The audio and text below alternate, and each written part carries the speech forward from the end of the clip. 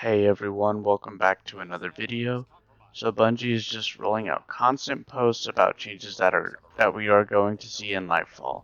Now that we are just a few weeks away from release, in this post they talk about supers, fragments, and abilities, so let's get right into it. So they start off the post by saying that they are rescaling the efficacy of discipline, strength, and each subclass ability stat on grenade, melee, and class ability regeneration rates.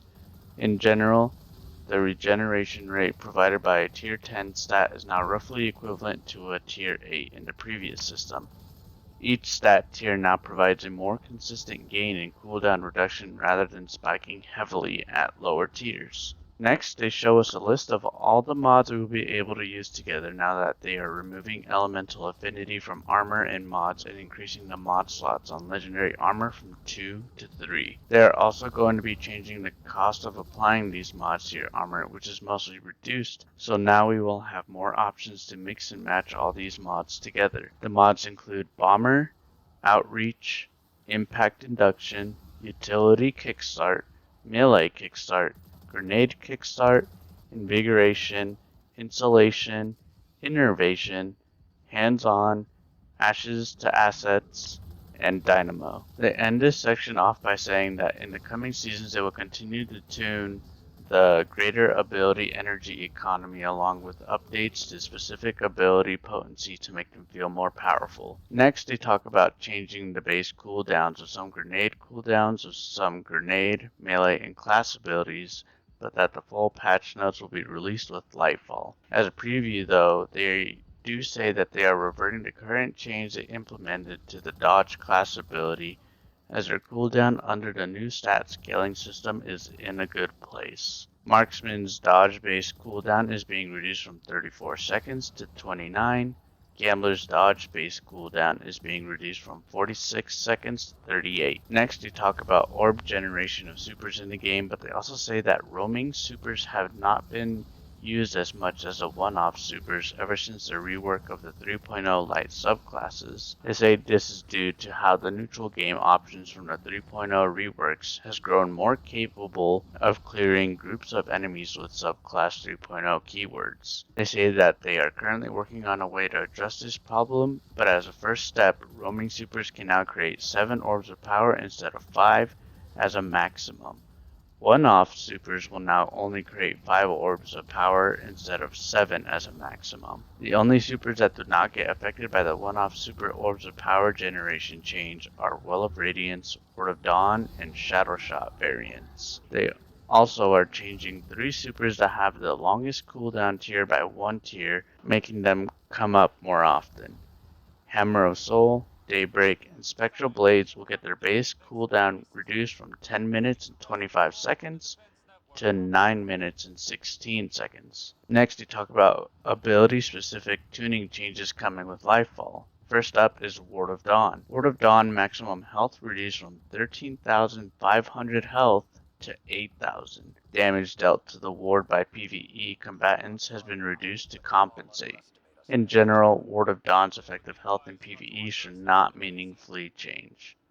Standardize the damage dealt by each type of kinetic and energy weapon against the ward itself. Previously, energy weapons did 2.5 times damage to Ward of Dawn, and kinetic weapons did 1 times damage. Now, regardless of damage type, all weapons do 1.5 times damage to the ward. Armor of Light has been updated to reduce its potency in PvP. Maximum health reduced from 425 to 300. Now inherits Void Overshield's 50% PvE damage resistance. No longer negates precision damage. Next is Thunder Crash and Fists of Havoc. Reduce maximum flight time from 5 seconds to 4.5 seconds. Reduce size of the damaging volume around a player while in flight by 20% and push it further forward in front of the player to make flyby disintegrations more intentional. Descent now begins earlier in flight. Reduce landing detonation size versus players by about 20%, unchanged versus PvE targets. Fists of Havoc has its PvE damage increased by 20%. Next, they talk about a change to the Spark of Resistance fragment, increased nearby enemy count requirement for activation from 2 to 3, reduced linger time after you're no longer surrounded from 4 seconds to 2 seconds. Next, they are changing the Daybreak Super energy cost reduced from 10% to 6.5% per swing, increased PvE damage by 25%. Next, they are changing Phoenix Dive. Base cooldown reduced from 82 seconds to 55 seconds. While Heat Rises is active, Phoenix Dive's restoration duration increased from 1 second to 3 seconds. While Daybreak is active, Phoenix Dive's cooldown is significantly reduced, allowing for rapid reactivations. While Daybreak is active, Phoenix Dive's detonation max damage increased from 80 to 220. Next, they talk about taking damage from physics collision damage.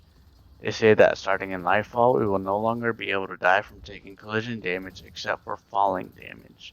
During a patch during the middle of Season 20, they will implement the change to not die from fall damage as well.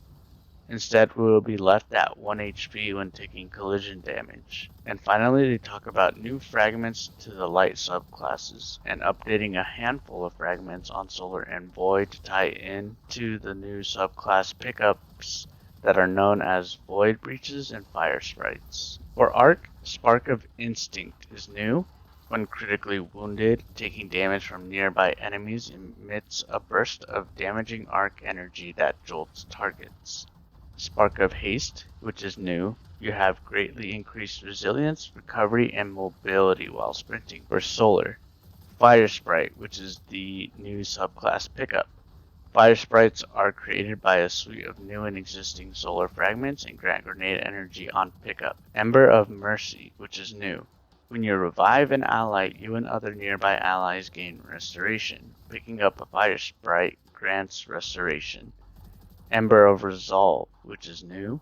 Solar Grenade Final Blows cure you. Ember of Tempering now creates a fire sprite on solar weapon kills while active, in addition to its original effects. Ember of Combustion now creates a fire sprite on solar super defeats, in addition to its original effects. Ember of Searing now creates a fire sprite when defeating scorched targets, in addition to its original effects. Void Breach is a new Void pickup. Void Breaches are created by a selection of new and existing Void fragments and grant class ability energy on pickup. Echo of Cessation, which is new.